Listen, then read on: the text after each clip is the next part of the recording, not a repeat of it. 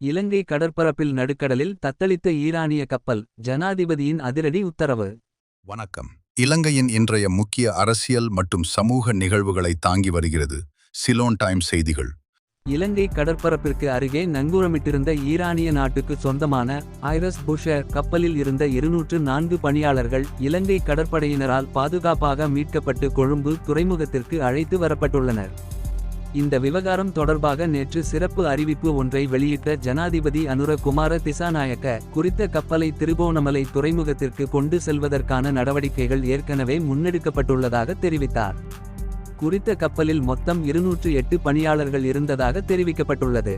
அவர்களில் 204 பேர் முதற்கட்டமாக மீட்கப்பட்டுள்ள நிலையில், எஞ்சிய மீட்பு நடவடிக்கைகள் மற்றும் கப்பலின் தொழில்நுட்ப நிலை குறித்து கடற்படையினர் தீவிர கண்காணிப்பில் ஈடுபட்டு வருகின்றனர்.